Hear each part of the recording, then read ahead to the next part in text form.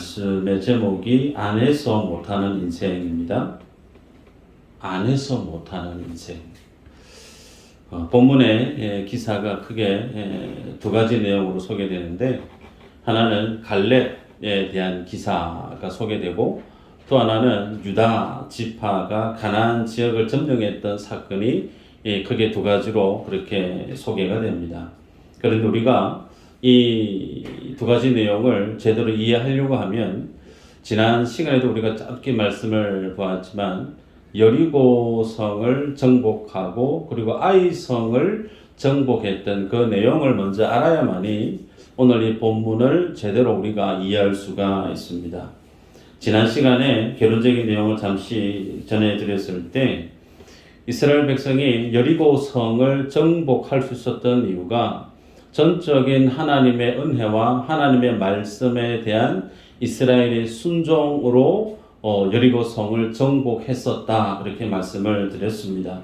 그래서 하나님의 말씀에 대한 우리의 순종이 가지고 있는 본질적인 의미는, 하나님의 말씀이면 그 말씀이 우리를 죽음의 끝까지 극한으로 몰아가는 한이 있어도 그 하나님의 말씀 앞에 순종하는 것, 그것은 자기 자신을 부인함으로 하나님 앞에 나의 믿음을 표현하는 것이 곧 순종이라고 그랬습니다.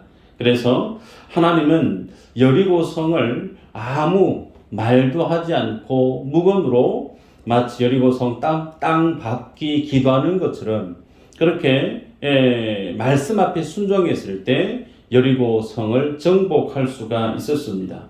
그것을 통해서 주님이 이스라엘 백성들에게 보여주고자 하셨던 것은, 이스라엘 백성들을 통해 하나님이 완성해 가시는 하나님의 나라는 어떤 나라인가를 이스라엘에게 보여주기를 원하셨다라는 거예요. 그래서 하나님의 나라는 어떻게 완성되어지고 운영되어지는가? 전적인 하나님의 은혜, 그리고 그 말씀에 대한 인생의 순종으로만 하나님은 하나님의 나라를 완성해 가십니다. 그래서 그 첫 번째 사건인 여리고성을 통해서 이스라엘 백성들에게 하나님의 은혜가 무엇이고 하나님의 말씀의 능력이 무엇인지, 그리고 그 말씀에 순종했을 때 어떤 믿음의 결과가 있는지를 하나님이 첫성 여리고성을 정복하는 것으로 보여주셨죠. 그래서 그렇게 첫성을, 가장 큰 난공불락인 여리고성을 정복했던 그 사건과 정반대의 사건이 아이성 전투 사건입니다. 우리가 알고 있는 것처럼 여리고 사건을 정복했을 때는 사상자가 한 명도 없었어요. 그런데 아이성 전투에서는 이스라엘 백성이 36명이 전사를 하게 됩니다.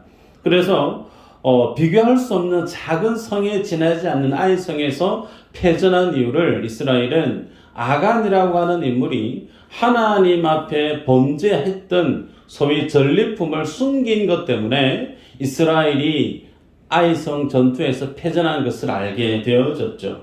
그래서 여호수아서 7장 21절에 이렇게 기록합니다. 내가 노력한 물건 중에 시날산의 아름다운 외투 한 벌과 200세겔과 그 무게가 50세겔 되는 금덩이 하나를 보고 탐내어 가졌나이다. 보소서, 이제 그 물건들을 내 장막 가운데 땅속에 감추었는데 어는 그 밑에 있나이다 하더라 그랬습니다. 세 가지를 훔쳤어요. 하나는 바벨론에 있는 시날 땅의 지방에 있는 고급 외투 한 벌, 그리고 어는 2.3kg, 금은 0.6kg. 이 세 가지 물품을 아간이 자기 것으로 속여서 가지고 있었다라는 겁니다. 그런데 하나님은 이 여리고성 전투를 하기 앞서 이런 일이 일어나서는 안 되는 경고의 말씀을 앞서 주셨어요. 읽어보면 여호수아서 6장 18절에 한번 같이 읽어볼까요? 시작.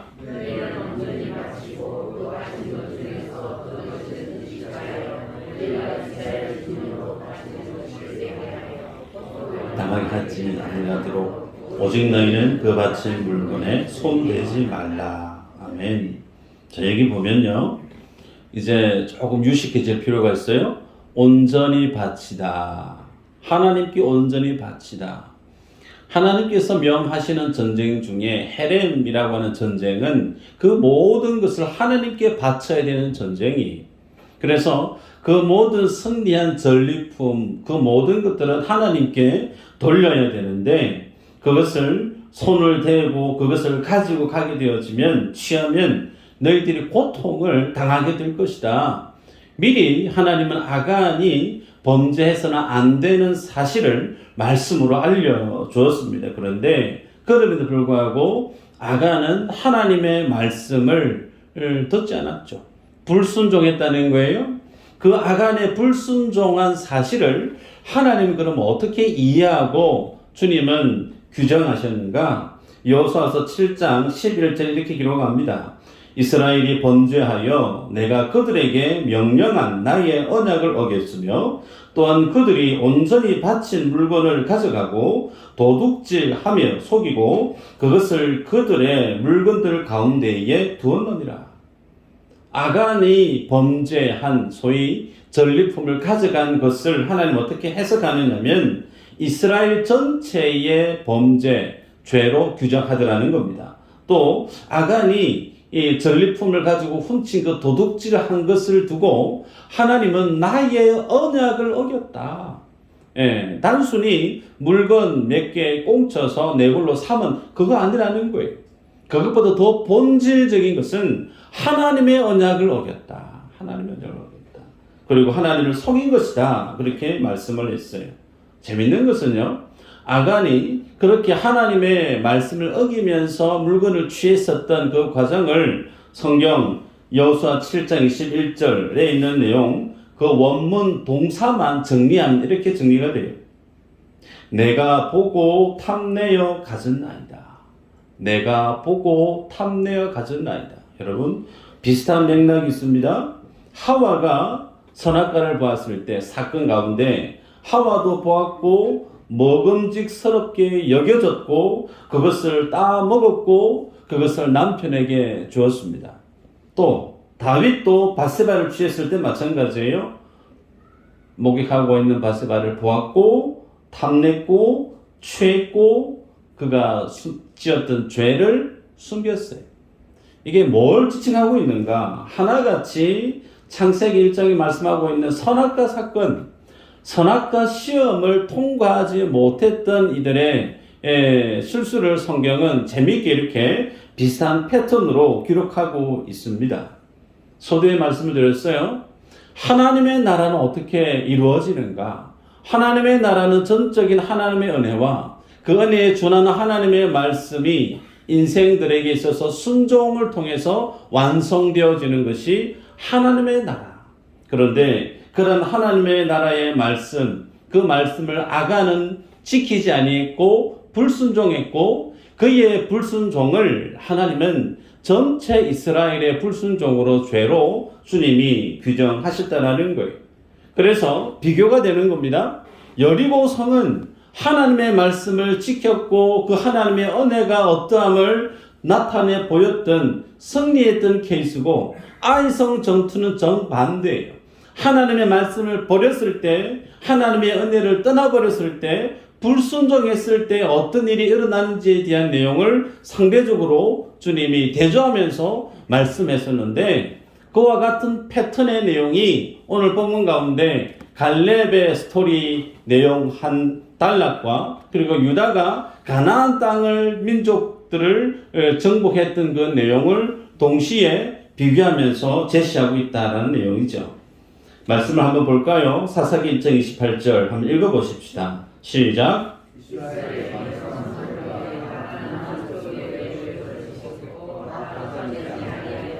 아멘. 자, 잘 보시면요.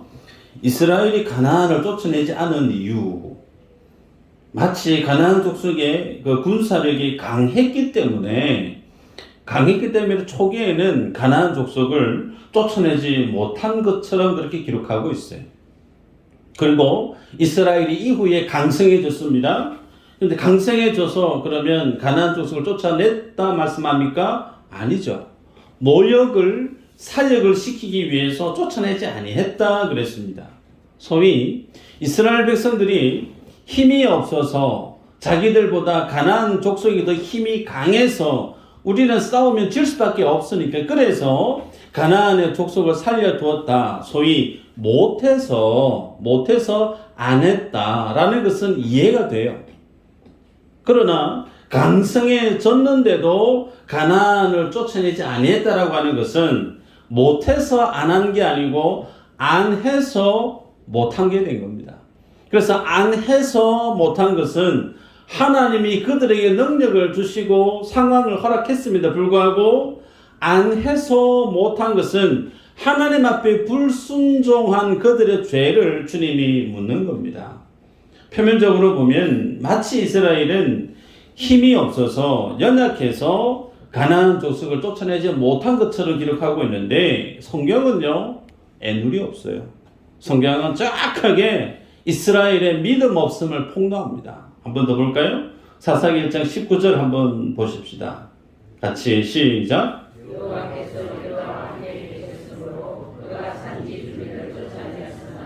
골짜기의 주민들은 철병거가 있으므로 그들을 쫓아내지 못하였으며. 자, 아멘.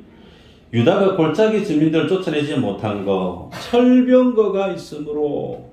표면적으로는 유다가 다른 어떤 가나안 족속에 있는 사람들을 다 그렇게 몰아내었는데 골짜기에 있는 사람들, 그 사람들은 철병거가 있더라.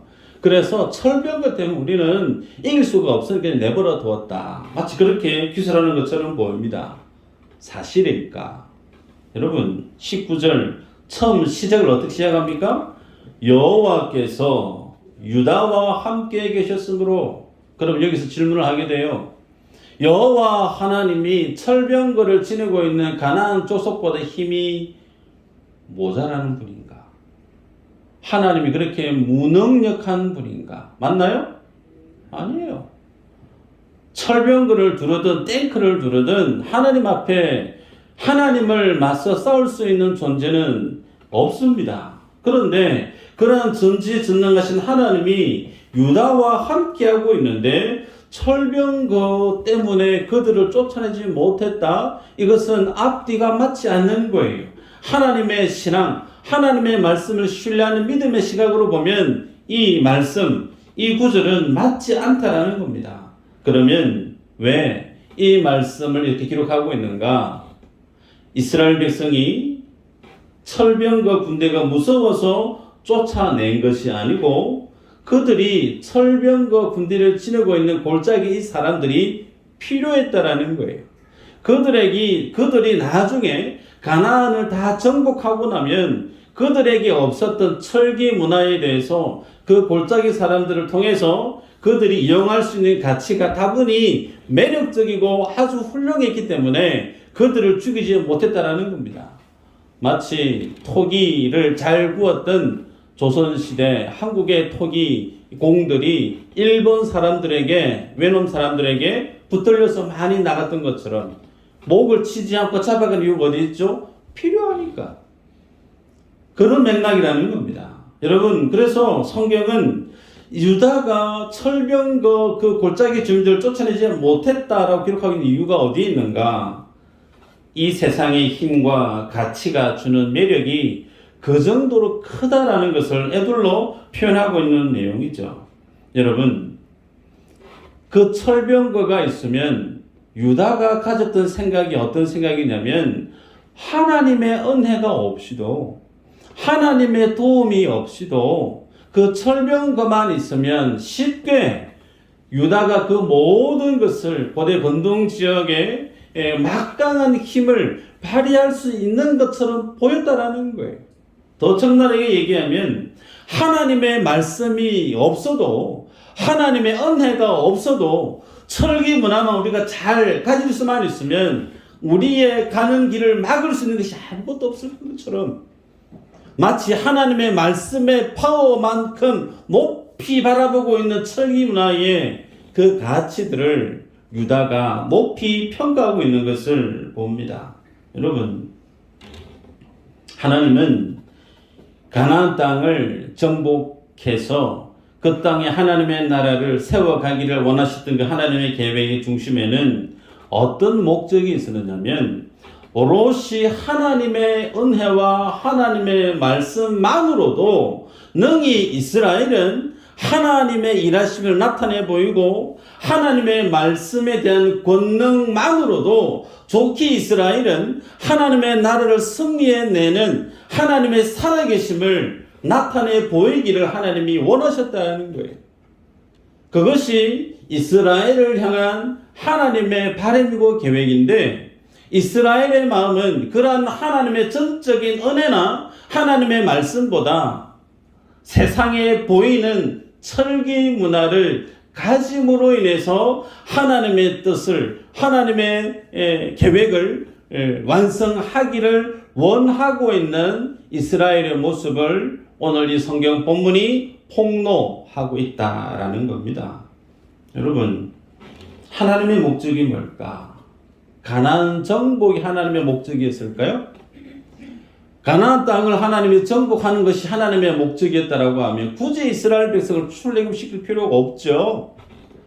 소돔과 고모라 땅, 하나님이 하늘에서 유황폭탄을 난사해서 아예 그 땅을 형체도 없이 그냥 주님이 다 밀어버렸던 것처럼 하나님이 하시려고 하시면 소돔 고모라 땅을 없애던 것처럼 그렇게 하실 수 있습니다.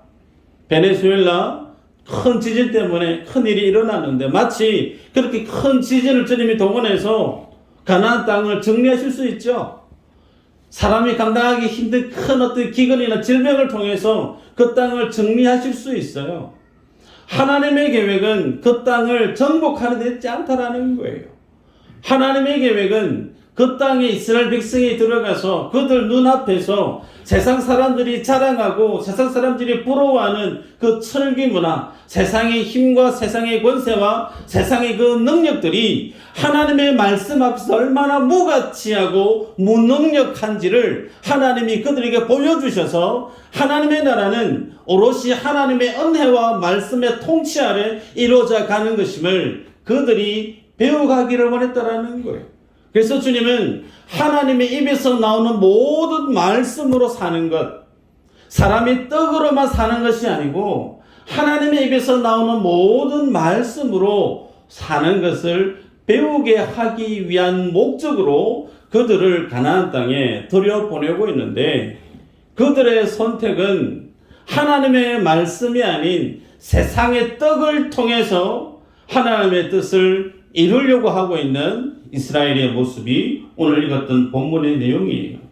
여러분, 특별히 오늘 본문의 갈렙에 대한 이 스토리 내용은 여호수아서 15장 13절에서 19절까지의 내용을 그대로 카피해서 붙여놓은 것처럼 재반복해 놓은 내용입니다. 여러분, 우리가 알고 있는 것처럼 갈렙은 과거의 인물이에요. 근데 이 과거 여호수아서 있었던 그 내용을 사사기에 주님이 다시 똑같은 내용을 반복해서 언급하고 있다라고 하는 그 의도가 무엇이냐면, 과거에 갈렙이 행했던 그 일들을 사사시대에 살아가는 너희들이 기억할 필요가 있다라는 강조에 대한 의미이죠. 특별히 여호수아서 1장 7절 8절 하나님이 모세가 가고 난 이후에 여호수아의 시대를 열 때 주님이 하신 말씀이죠. 내용은 오직 강하고 극히 담대하여 나의 종 모세가 내게 명령한 그 율법을 다 지켜 행하고 우로나 저로나 치우치지 말라. 그리하면 어디로 가든지 형통하리니. 그러면서 주님이 내가 너와 함께 하겠다. 두려워하지 마라. 놀라지 마라. 내가 너를 강하게 하겠다. 성경 어디에도 하나님이 마치 여호수아에게 이렇게 오셔서 경상도 말로 괜찮다. 내가 너와 같이 함께 한다. 힘내. 힘내라. 내가 네 함께 할게. 이렇게 아주 응원을 하고 계세요. 한 번 하시면 될 것 같은데 여러 번 연거푸 하나님 여호수아에게 그렇게 내가 너희 힘이다. 강해야 된다. 담대해야 된다. 왜 이런 말씀을 하실까?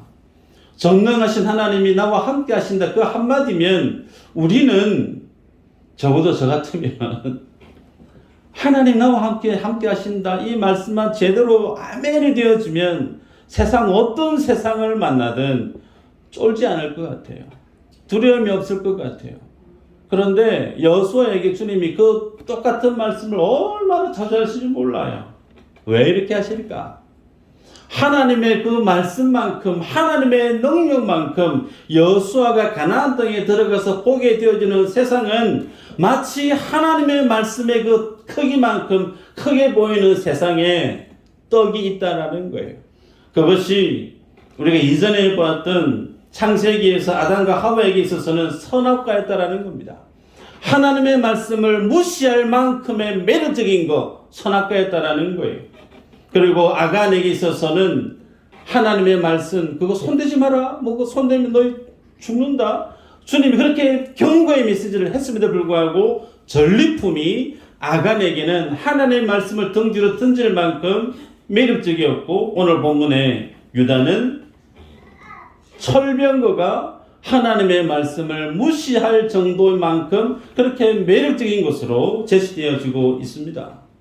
소위 보암직하고 먹음직하고 눈에 보이는 것을 취하게 만들고 싶은 만큼, 자, 그런데 이런 어떤 선악과의 시험 앞에 모든 사람들이 다 넘어졌습니다. 그런데 특이한 사람이 있어요. 그 사람이 누구냐면 오늘 본문에 소개되어지고 있는 갈렙입니다. 이 갈렙, 여호수아서 14장 10절 12절 한번 읽어볼까요? 여호수아서 14장 10절 12절까지 시작.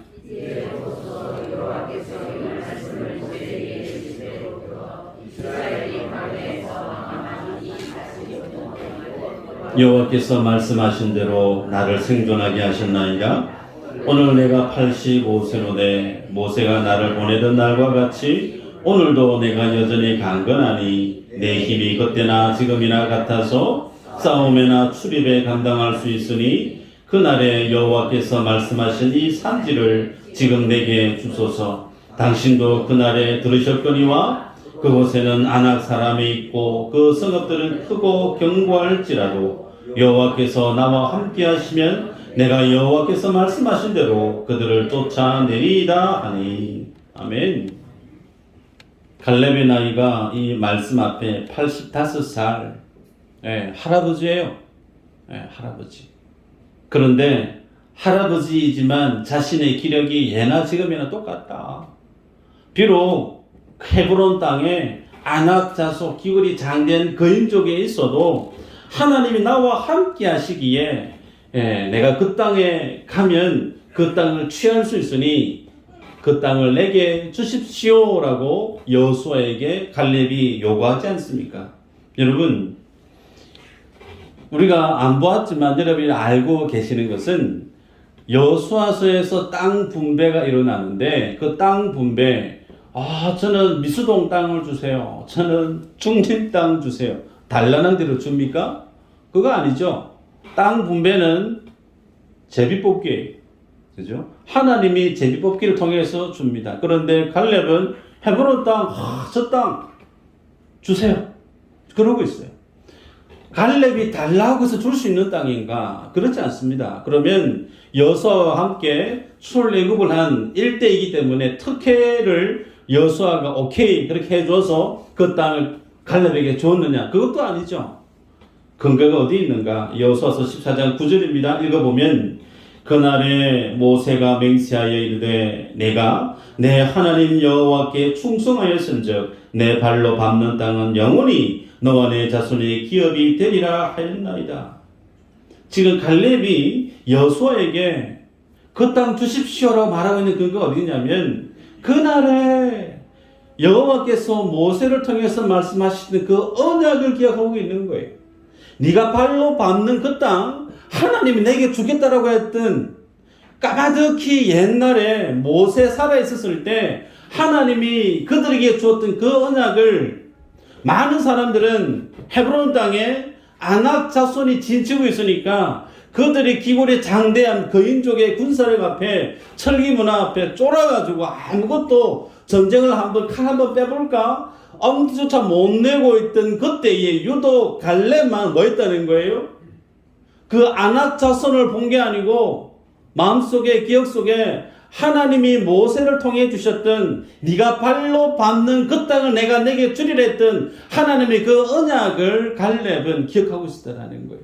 그래서 아무도 어느 누구도 와서 그 땅 주십시오 하는 사람이 아무도 없으니까. 왜요? 그 땅에 거인족이 있으니까.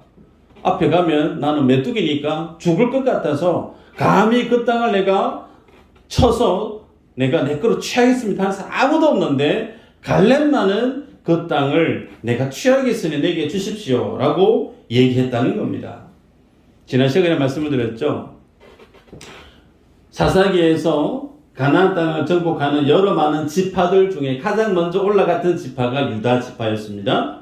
그 유다 지파가 많은 지파들 중에 하나는 유다 지파가 먼저 올라가라 라고 했던 의도가 어디 있느냐?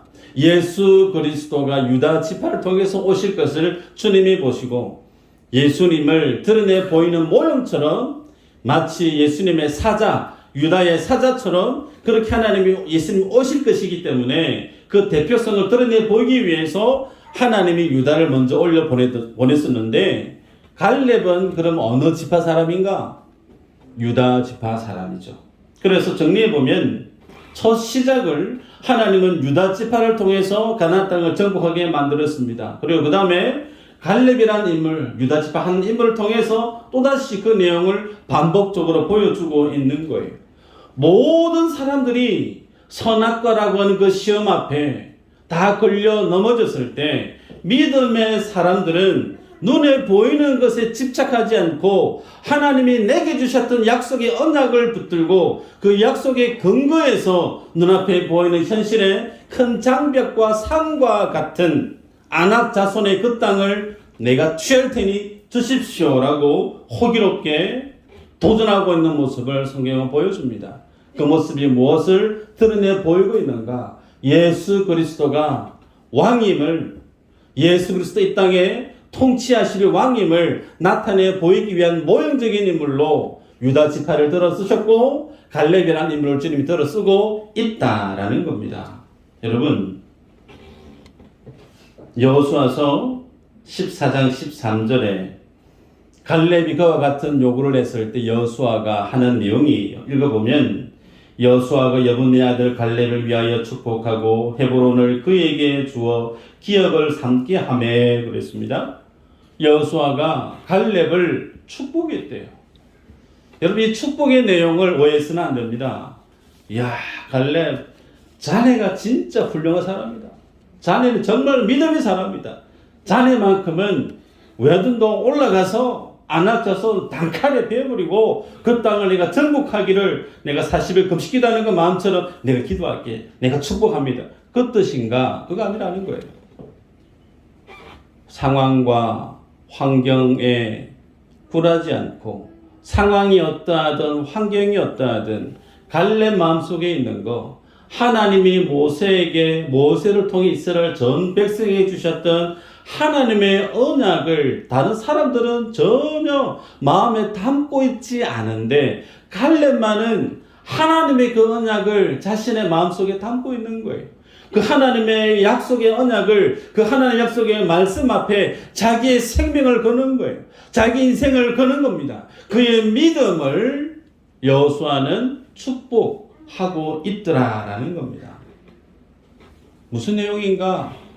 세상 사람들은요, 눈에 보이는 세상의 떡을 쫓아 살아가는데 갈렙은 하나님의 말씀을 따라 살더라는 거예요. 그 믿음을 여호수아가 축복하고 있음을 봅니다.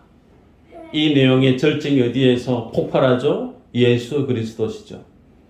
예수님이 하나님 앞에 순종이 무엇인지를 친히 십자가 위에서 보여주셨어요. 십자가 위에서.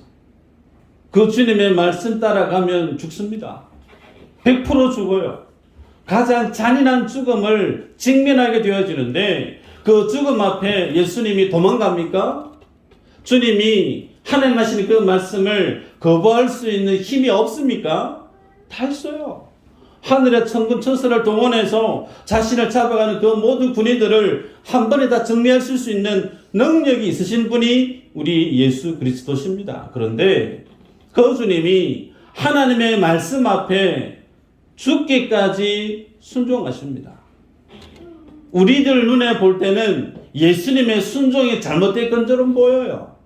하나님의 말씀 앞에 순종했더니 자 죽었다 막. 인생 실패했다. 볼 거 없다. 하나님 믿어봐도 예수님 말씀 순종해도 세상 출세길 없다. 인생 망한다. 예수님 죽었잖아.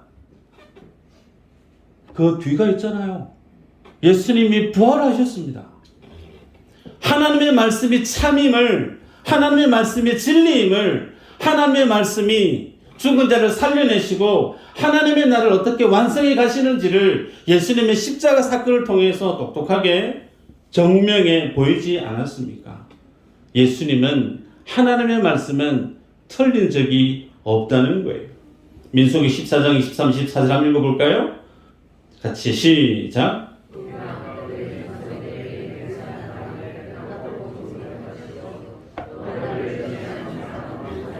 그것을 보지 못하리라.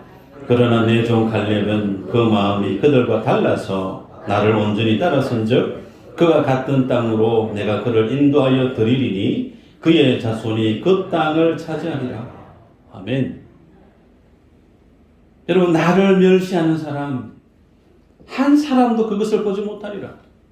그러나 오직 갈렙과 그리고 그의 자손들은 볼 것이다. 여러분, 하나님을 멸시하는 거 다른 거 아니에요. 하나님의 말씀을 무시하는 겁니다. 하나님의 은혜를 기대하지 않는 거예요. 그것보다, 말씀보다 내 눈에 보이는 철병거가 더 대단하게 보이는 거예요. 하나님의 말씀보다 세상의 떡이 더 진짜인 것처럼 보인다라는 거예요. 그런데 갈렙만은, 그리고 그의 자녀들만은 나를 온전히 따랐다라고 민수기 14장에서 언급을 합니다. 다 나눠야 되지만 그의 사위가 온니엘이라는 인물이죠. 이후에 또 사사로 활동하게 될 텐데, 온니엘이라는 이름의 뜻이 여호와는 나의 힘이다, 그런 뜻이죠. 그런데 이 갈렙과 같은 믿음의 노선에 함께 서 있는 인물이 바로 이 온니엘이라는 인물이죠. 그래서 그가 헤브론을 정복을 하게 되는 거예요. 그리고 그 결과로 갈렙의 딸 악사를 얻게 되어주고 사위가 됩니다. 여러분, 큰 전쟁에서 승리를 냈어요. 그러면 승리한 사람에게 있어서 그에 상하는 상이 주어집니다. 우리 같으면 제가 정말 큰 어떤 일을 공을 세웠으니까 그에 준하는 아주 좋은 땅을 내게 주십시오, 그렇게 요구할 수 있을 것 같은데, 그런 큰 어떤 전쟁에서 승리를 했는데 온니엘에게 갈렙이 주는 땅이 어떤 땅이냐면 15절 이후로 보면 남방지역, 그렇게 기록하고 있어요. 남방지역. 이 지역은 네게브 사막 지역입니다. 여러분, 사막이 쓸모가 있을까요? 피하고 싶은 땅 아니겠어요? 그래서 악사가 딸이 아버지 갈렙에게 그래, 이 땅을 주셨으니까 샘을 주시면 좋겠습니다. 그랬더니 갈렙이 위에 아래 샘을 다 줍니다. 여러분, 이 모습이 오늘 성경을 대하는 우리에게 어떤 모습을 제시하고 있느냐? 예수 믿으면 복 받습니까? 다시 크게 답을 하셔야 돼요. 예수를 믿으면 복 받나요? 네. 세 분이 받나 안 받나 헷갈리시는 것 같은데, 예수를 믿으면 복 받아요. 그런데 어떤 복이냐가 중요한 거예요. 예수님 믿으면 출세한다. 예수님 믿으면 부자 된다. 예수님 믿으면 내 자식 무조건 잘 된다. 그런 복을 의미하는가? 아니에요. 오늘 본문에 보면 전쟁에 승리한 온니엘에게 남방지역, 네겝의 사막 지역을 허락했습니다. 그 사막 지역이 왜 축복이라 말할 수 있는가? 그곳에 가면 무엇만 할 수 있으니까 하나님 아니면 살 수 없는 땅에, 하나님을 볼 수 있는, 하나님과 친밀해질 수 있는 그 자리가 성도에게는 최고의 복이라는 겁니다. 하나님을 볼 수 없는 소돔과 고모라 땅은 복이 아니에요. 하나님이 없는 부요함, 하나님 없는 건강. 여러분, 돈 많고 건강하면 하나님 없는 사람은 100% 뭐 할까요? 죄 짓는데 바쁩니다. 그러나 육신이 아프고 삶이 고단하고 가난하면 시키지 아니해도 뭐 할까요? 새벽에 나와서 기도합니다. 무엇이 복인가? 성도에게 하나님을 찾을 수 있는 것이 복이란 말이에요. 이렇게 말씀을 드리면 뭔가 좀 찜찜한 것 같고 아닌 것 같고 불편한 것 같고 그런 마음이 있을지 모르겠어요. 저도 마찬가지예요. 그런데 성경이 그렇습니다. 그 사막 지역에 아무것도 없는 것 같지만 그곳에 윗샘물 아래 샘물을 주십니다. 하나님이 주시는 생명을 주님이 주시는 거예요. 세상 사람들이 바라볼 때는 저 척박한 땅에 어디 살겠노? 참 안됐다, 불쌍하다, 남들이 그렇게 평가할지 모르나 그러한 삶을 주님과 함께 살아가는 인생은 광야 같은 삶의 현장이지만 그 광야 같은 삶 속에 하나님이 그의 삶과 동행하시는 믿음의 간정이 넘쳐나는 인생을 살아가더라는 거예요. 그래서 축복의 인생이 어떤 사람인가? 이 땅에 목숨 걸지 않는 인생이란 말이에요. 성도는 어떤 인생인가? 하나님의 나라의 삶의 목적을 두고 살아가는 인생이란 말이에요. 그 하나님의 나라를 보지 못하는 사람은 이 땅에서 영원토록 살기를 원합니다. 하나님의 나라 천국 가는 걸 별로 안 좋아해요. 이 땅에서 천년만년 살 것을 하나님 주시는 복으로 여긴단 말이에요. 그렇게 여기면 사도 바울은 잘못된 사람이에요. 나는 빨리 하나님 나라에 가고 싶다. 바울이 잘못된 신앙인인가요? 아니에요. 진정한 복은 하나님을 믿는 그분과 깊은 교제를 가질 수 있는 척박한 네게브 사막 지역과 같은 광야가 하나님이 그들에게 주시는 축복이라는 사실을 우리가 보게 됩니다. 말씀을 맺습니다. 여러분,